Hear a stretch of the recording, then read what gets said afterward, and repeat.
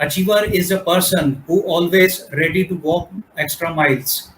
It's a great pleasure to introduce Honorable Advocate Mario Sequeira, the guest speaker of this second session, who is very much here with us for sharing his experience at this platform with respect to intellectual property rights.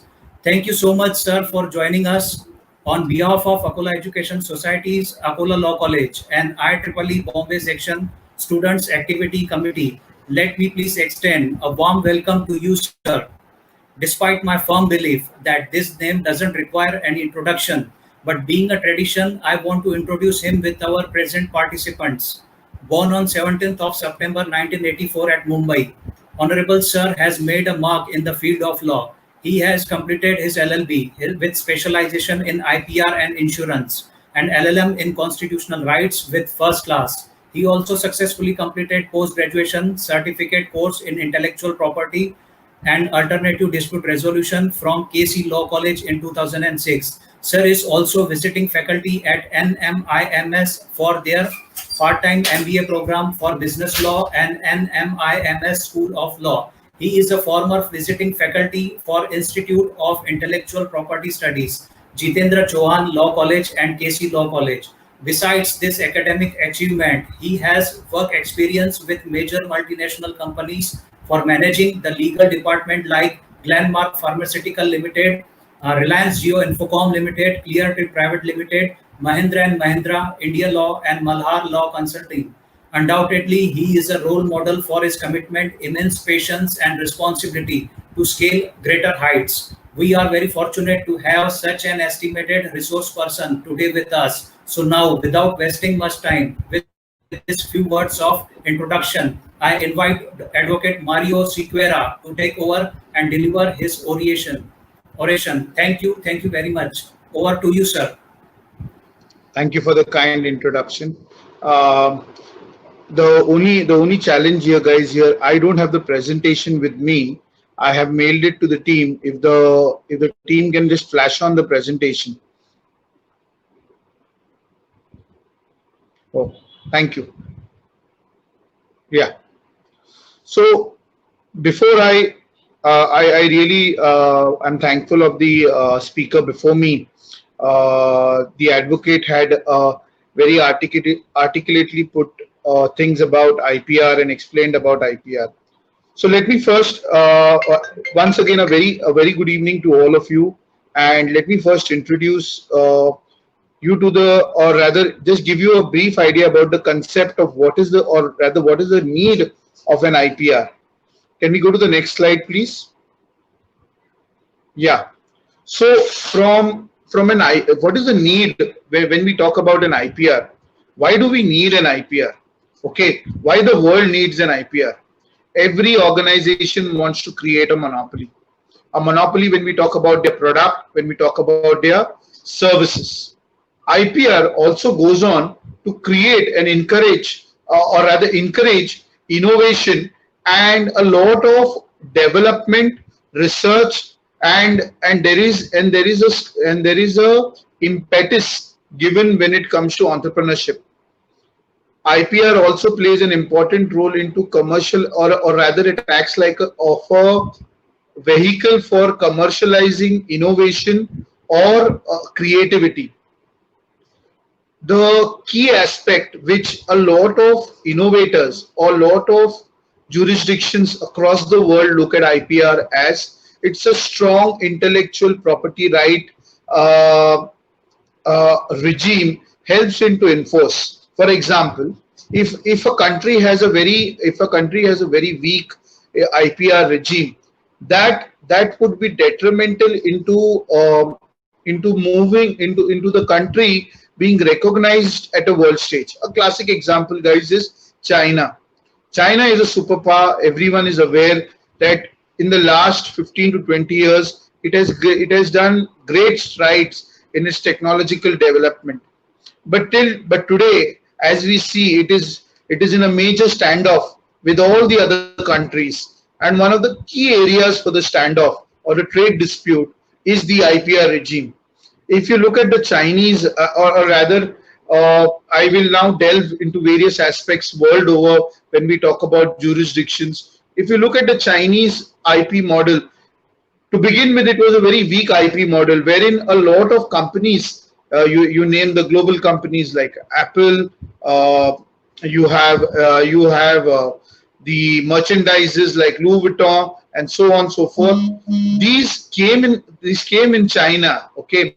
But the challenge with these Chinese manufacturers or service providers were that they could not contain counterfeit goods. So on the same, if you look at the same plank, you have people in China, you have companies setting up their factories in China, innovators, creators selling their products, but on the same plank, okay, on the same plank, there is a parallel industry of counterfeit, and that has been a big detriment to IP regimes, and it is one of the key problems when it comes to the India-China trade standoff. Okay, another need is the standardization and recognition of enforcement of IPR, not only in India but globally. I'll take some time.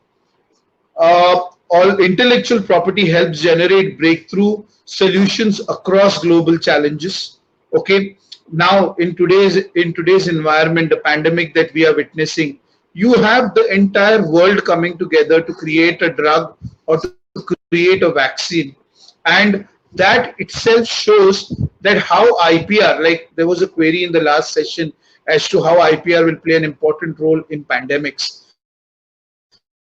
IPR will play a very important role when it comes to pandemics. You talk about the technology that we are interacting through. You talk about the vaccines or the drugs that are going to come in. You talk about the new businesses that are going to evolve with keeping in mind various initiatives of social distancing and the world. If you see in case of IPR also, the dynamics would change. Okay, can we go to the next slide, please? I have just take. Can we go to the next slide, please? So what I have, yeah, next.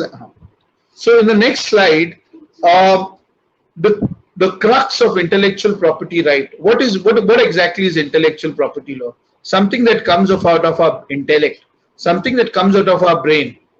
Uh, can you go to the previous slide, please?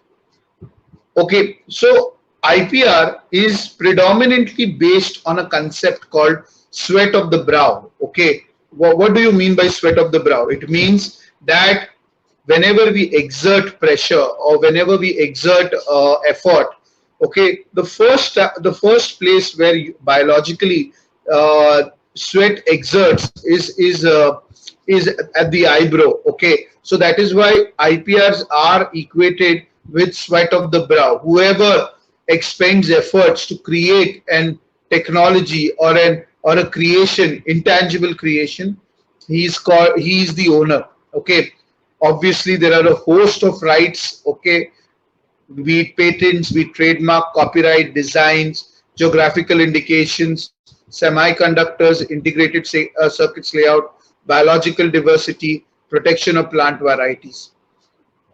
But how did this all started from a global scene?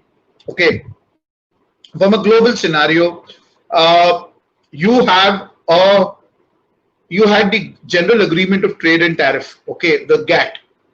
The GATT was a commitment from all the countries together that we will create a national treatment policy where each countries will respect trade with others. Okay, during one of these rounds, there were multiple rounds of the GATT. One of these rounds came. How do we tackle IPR, intellectual property rights? And there came the creation of a document called TRIPS, TRIPS, TRIPS, trade related aspects of intellectual property rights. World over, on the 1st of January 1995, world over, TRIPS was introduced. It is the TRIPS that gave recognition to these IPRs. Prior to 1995, India had its own Patents Act, India had a Copyright Act, India had a Trademark Act, but it did not have the other IPRs. The Patent Act was a very weak act. The Trademark Act did not address issues in terms of service industry. The Copyright Act did not address issues of plagiarism. Okay, so it became much more important that with changing look at 1990s was when India was at the cusp of development, rising the cost to up a lot developed America, EU, Japan were concerned about they having stringent regimes, okay, when it comes to IPR. Now I'll give you a classic example. France. If you're as Professor said earlier, medical indications is one of the most uh, interesting law for France. When we talk about France, they have a line called pain. Okay, under TRIPS, there is a particular provision under law that says that it gives special protection to spirits and wines. What does that mean? You can call wine champagne only if that wine is originated from the region in Champagne.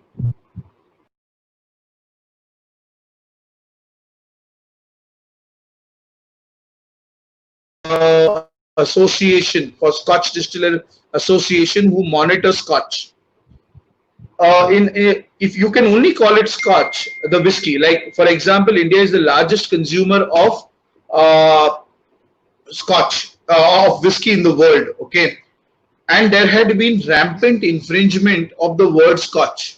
Any Indian manufacturer would use the word whiskey, would use the word Scotch on its whiskey labels. Okay, a classic example was a brand called Peter Scott, and it was injuncted by the Delhi High Court. So there are strict regulations put across when it comes to Scotch. That means it has to originate from the rivers of Scotland. It has to be distilled only in Scotland. Only the distilled product can be then dispatched. You cannot make that liquor anywhere else in the world except Scotland. Now what does that ensure? It ensures huge amount of revenue to Scotland. That means no one else can make that liquor. Another example, guys, how countries are protecting Italy. There is a small town in Italy called Modena. In Modena, there are or rather three attractions. One is Ferrari, birthplace of Ferrari. A second important aspect when we look at they protecting their IPR is balsamic vinegar. Nowhere, nowhere in the planet you can get balsamic vinegar except that originated from Modena, Italy. There's another example called Parmesan cheese. This is a variety of cheese that is only available in that area. Though we rampantly use the term Parmesan, but Parmesan cheese is only used in only it is only called Parmesan if it is arising from Modena in Italy. Comes with India is a powerhouse of IP. One of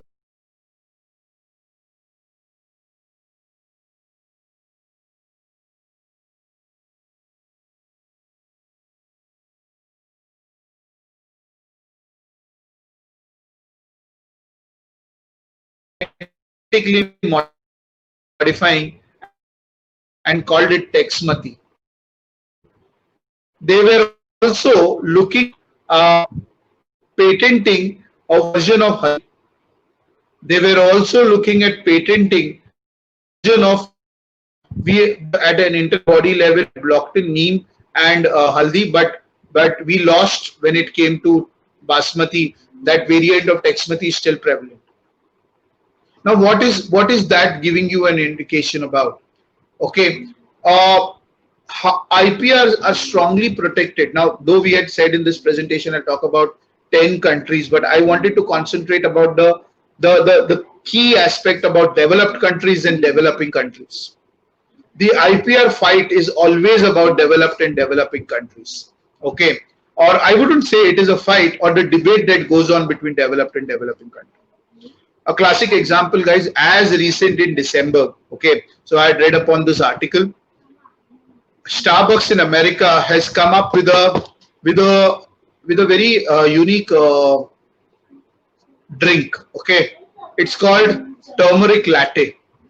Turmeric latte is nothing but concentration of turmeric, which is haldi, with hot milk, and it is being sold. Okay, it is being sold at a very high premium price, and not only in US but all across the globe. In India, we call it haldi doodh. They have created an IPR out of something that is a traditional knowledge. We still are grappling with it. Where we are going wrong, we are looking IPR from a very traditional sense. We are not looking IPRs with a proactive mechanism. Again, an example I will give you. When it comes to drugs, there was this drug called Nexavar. Okay, and this was a huge fight between the Indian drug manufacturer and world manufacturers. There was a company launched Nexavar, okay, and it had come across with this entire aspect of and it was, it was drug to save or rather reduce the pain of people who were suffering from kidney cancer. The price of the drug for 1 year was for 1 month, okay, 2,00,000. That means suffering from kidney cancer were held out like 18 only to be alive. There was an Indian company, Natco, who had gone and approached to the courts for a compulsory licensing and asked, can we give the product we will manufacture the product and sell it at 8,000 rupees a month. Bayer said no, it is a US based company. They said it is our IP. We have the full right to price the IP. However, for the first time in India, the Supreme Court intervened. Supreme Court heard the matter to again fresh altogether, and it ruled out no, the people of India are entitled to such kind of drugs, and hence it is necessary that there is free flow, there is access of these drugs at a reasonable cost. Okay, and that is why compulsory licensing was introduced for that drug. But thereafter there was a huge hue and cry. Compare this with countries in Africa. When you go to Africa, there is rampant counterfeit infringement. In fact, that was one of the reasons wherein in the 1990s, a lot of American companies, drug companies, were not introducing the anti-HIV drugs. The regime is standard, the processes are standard.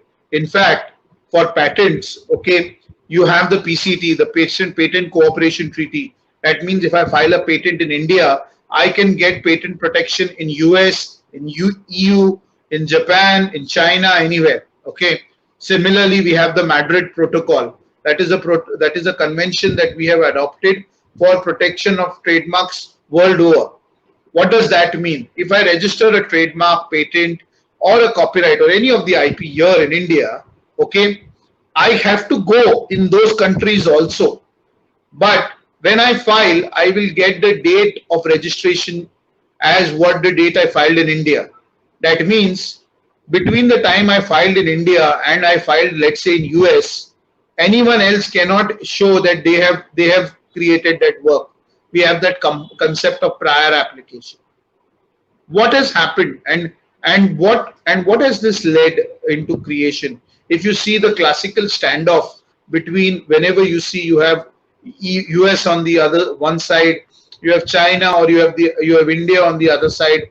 When we talk about strictly in terms of an IPR, there is a concept where there is a huge consuming population. Say for example, the India, China's, but there there is where there is a huge amount of producers and manufacturers who want to sell it, but at the price that they determine, who want to make benefit out of each and every uh, processes. Okay, at the end of the day, it is all about commercialization of the IP. Okay, if you look at today, today a classic example is the Netflix. Netflix has brought about the piracy, has got a steady decline in piracy. Netflix, Amazon Primes also on the verge of becoming one of the largest content aggregators of the world. In the coming years, if you look, and you have to look who control these companies, which are the countries or nationalities which control these companies. Obviously, when you look at it, it is from a developed country perspective. Who are the people who are in majority terms consuming that technology? The developing countries. Now, a classic example, guys, is where the impact of IPR from a world stage could be seen in content, in copyright. Okay, there was a time when theatrical release was the order of the day. You had to release a movie in theater. Releasing a movie in theater means it would generate a huge amount of employment. It would generate huge amount of for people. Okay, when you go to movies, there is that in the food and industry, everything is eliminated. The only advent of the content where people consume the content at a very cheap price, but it is in turn also leading to the economy being contracted and being given into hands of few people. Now, where does India stand? Can we go to the next slide, please? The last slide. I'll just go to the last slide. Last slide. Yeah, that's it. India ranks 40 out of 53. From one, please.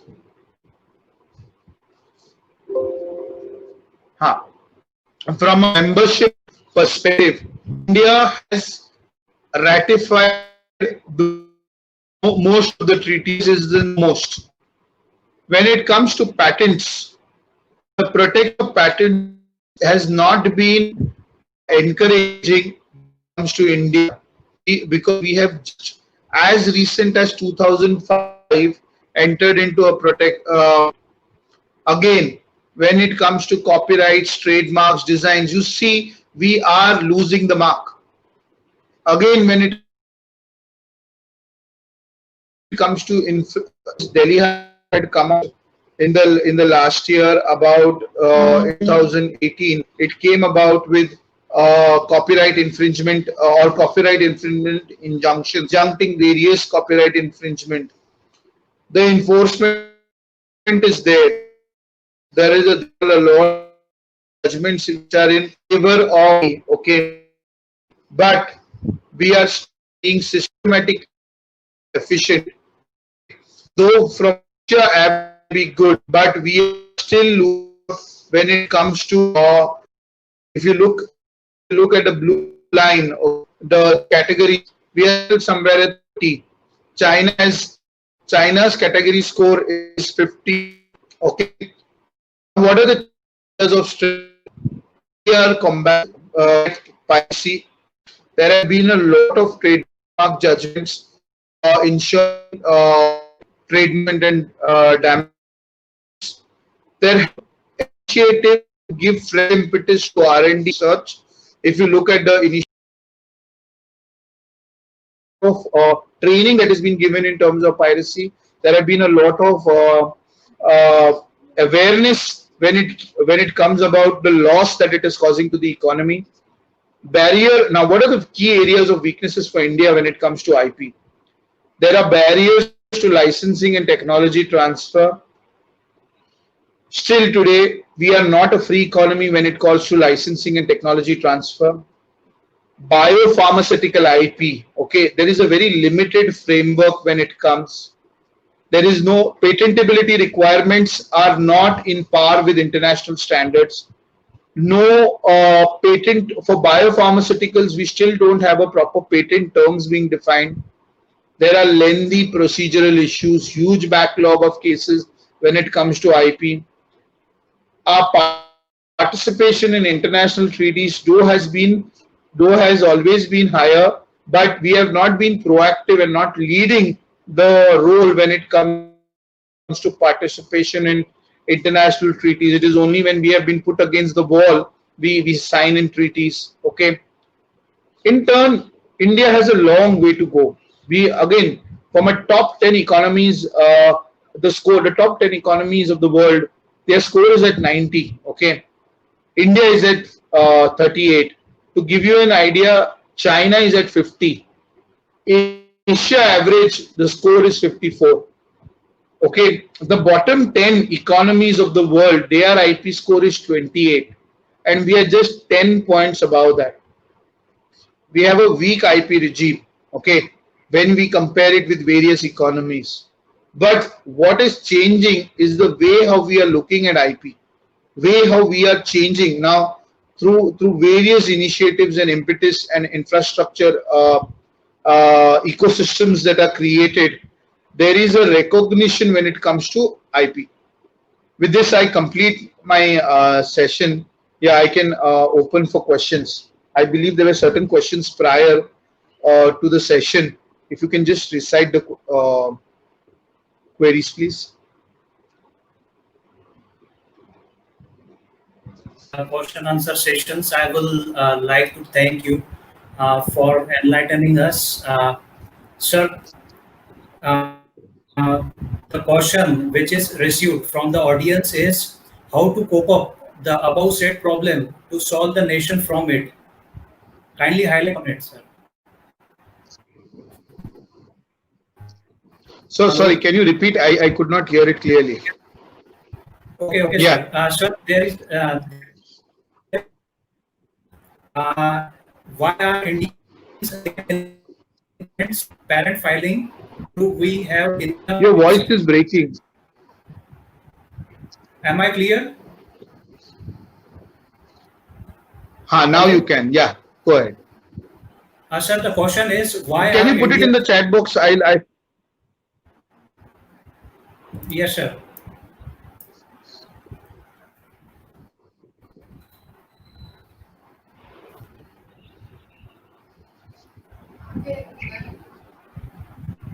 Is it visible? Why are Indians trailing behind in patent filing even though we have enough capabilities? The Yes, key sir. aspect, or rather the key point that is there is because one is the lack of awareness. Second, we don't have a robust patent filing. How do I say ecosystem? Okay, a lot of young innovators who find themselves to find patent filing requires a lot of detailing, a lot of specification. Um, with a lot of youngsters who go on to file a patent, okay, they go ahead with a very with full amount of excitement, with full amount of enthusiasm, and go ahead in filing a patent. But then they realize that a lot of their patent filing is faulty because they have not taken into consideration, because they don't understand the nuances of law. And once a patent is filed, there is someone watching over what patents have been filed. They pick it up, they get it, they what do you call, they fine tune it, make it as per the law, and introduce it again and get a patent in their name. There is a piracy to that extent. So capabilities are not in terms of people generating IP. Capabilities are in terms of people, a stronger mechanism where not only you can't even blame the government, stronger mechanism when you talk about universities, when a lot of researches have been done, the way they look at protecting IP, uh, young people being trained as to what are their rights when it comes to IP and how they need to be guided when they are creating a patent, a copyright, or a trademark. These are the ways how we can cope up with these challenges. Okay, what are the reasons IPR is gaining much importance nowadays? Uh, in fact, IPR has been gaining a lot of reasons right from the time in the we came into this millennium. Okay, let me give you a brief analogy. In 1947, when India became independent, we were an agrarian economy. Okay, we were proud that we were the food bowl of India. We were concentrating on the agrarian economy. Then came an economy where industrialization, okay, happened. A lot of industries were brought into fore. We went from a agrarian economy and moved out to an uh, if you to a manufacturing economy. With the economy opening up, a lot of services started. We moved on from a manufacturing economy to a service economy. And remember, 1984's, it's the millennials, the baby booms happened. A lot of people gave more focus on education. Come at the advent of millennium, there were people who were far more educated than 50 years later, 50 years earlier. You had these people aware about what exactly uh, their rights were in terms of commercialization of IPs and more importantly ideas.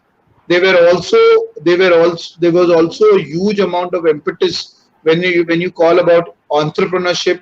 A lot of people came up with startups with their ideas. So these are probably the reasons for IPR gaining a lot of importance in the recent times. Yeah. Any more questions? No, sir, no, sir. Thank you for sharing all your questions. I hope all the audience must have satisfied with the answers. So, on behalf of IEEE Bombay Section Student Activities Committee and Apollo Education Societies, Apollo Law College, I extend a very hearty vote of thanks for sharing with us your findings and opinions today. I really appreciate your efforts taken for giving so detailed study of it. Thank you so much, sir.